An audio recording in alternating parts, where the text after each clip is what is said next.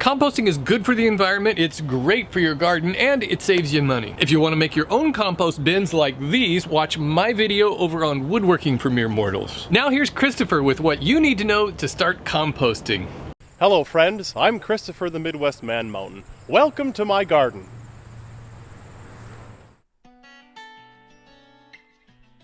Summer is coming to an end and soon we're going to have to get rid of all this greenery in the garden. But what to do with it? If you're like me, you'll consider composting. Today I'm going to tell you my thoughts on the matter.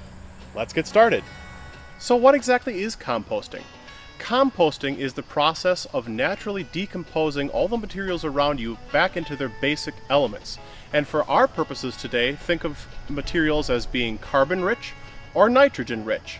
Raw materials are going to be leaves and dried grass clippings and other things that you can get from your yard. Whereas green materials are going to be kitchen scraps, let's say. They can be corn cobs, they can be banana peels, eggshells, or even hair. Let's take a closer look at a few of these stages. This is the compost that's been breaking down for 2 or 3 years. Aside from the twigs and leaves that have fallen on the top, if I move aside the top layer, you can already see I have a nice dark black gold, as we call it. Let's take a look. This is perfect. The particulates are nice and small. It has a vaguely sweet but mostly earthy smell, the kind of smell that you get if you go to a home and garden center right in the springtime that makes you incredibly eager to go gardening. Now as we take a closer look at the second stage, this one we closed up in May, the beginning of this year. So it's only been 4 months' time for this to start breaking down. So as you can see, there's plenty of twigs on the top, and this is very moist. It has the same airflow as everything else, but a lot of the green material that we have put on here hasn't had a whole lot of time for all of the decomposers to come up and break it down into fine matter, so it's more dense and it retains its moisture more. If you happen to be using animal products like manure in your compost at home, be sure to give your compost 6 months for the manure to break down naturally before you add it back into your garden, just so that you don't have any nasty contamination. And over here is stage number 3. This is the live active stage, so to speak. We opened this one up May of 2016 and we're going to close it in May of 2017. That means we'll be filling it up for an entire year. Then, May of 2017 to May of 2018, we're going to close it and not add anything to it. Simply let the rain and the heat and the snow compress and break down our compost. And then, May of 2018, for the 2018-2019 cycle, that's the stage of compost that we'll be adding to our flowers, to our garden, and any other place that we might like. So let's take a look at what we have in there right now. So this is a molding piece from flowers that are breaking apart. This is an orange peel. Now, I regularly turn my compost using a pitchfork. I'll come out probably once every 2 to 3 weeks, and all I do is dig down, pull up, and drop it. This is my way of forcing more ventilation. I get air down to the stuff at the very bottom, and I bring it to the top. It accelerates the breakdown process, and maybe it even brings some of those natural decomposers, like the beetles and worms, closer to the top so that they can eat their way back down to the earth. As you see here, these peas are well past their prime. They're brown and crisp and brittle. I can take them out of my garden.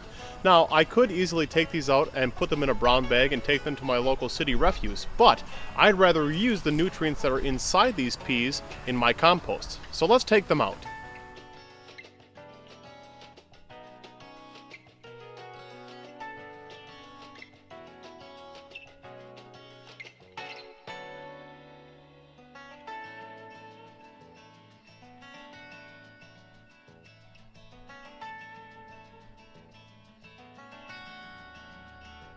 Designs for compost piles can vary greatly. If you go on Pinterest, you can find everything from an open hole with chicken wire around it to a very organized square plastic cube with ventilation holes and a sifter on the bottom of it. And depending on your situation, you might want an open container or you might want a closed container. Personally, up in Wisconsin, I like to let compost take its time over a couple years. The things that are most important to me are: 1, having a wide space. Here I have 27 cubic feet approximately to compost in. Now, I never fill up 27 cubic feet, but when the leaves pile high in the fall, it gets pretty tall and then it goes down. I like to be able to have that space to fill it and not feel like I'm filling it up too much. The second thing that's important is for the composting system to be well ventilated. If you're in a tight area, the last thing that you want is a poorly ventilated composter. You're going to have your food in there that's going to start rotting, and if it doesn't ventilate, it's going to stink. And likely it's going to attract animals or bees, depending on what you're getting rid of. The third thing that's important for me is accessibility. I like to be able to actually get at the compost that I'm making. Some of the contained plastic composters that I've seen in stores are difficult to do that. They're essentially just a lid that you open up and throw your compost in, and it's hard to get at the compost from the bottom. What I have here is a simple system. I can take these pegs out and I can get at my compost by simply putting a shovel up to it, taking the compost to a sifter, and using that real nice fine material. And then lastly, perhaps the thing that's most important to me personally is the contact with the ground. There are so many things on the ground that will help you break down your leaves and greens and corn cobs and anything else that you're putting in here. Think worms. Think beetles. These little guys that can be such a pain and kind of gross to look at do wonders for your compost. And there you have it. What do you think about composting? Are there any tips and tricks that you have that I forgot? Be sure to let us know in the comments section below. Thanks for taking the time to watch this video. While you're here, be sure to subscribe to Home and Garden for Mere Mortals, and then check out my channel at The Midwest Man Mountain. Thanks a lot. See you next month. Bye! It's the middle of summer. You've done all of this great work preparing and planting your garden, and now you're ready to enjoy some rewards. It's time to pick. But when do you know what you're supposed to be picking? Today I'm going to give you a few of my tips for when to pick certain vegetables.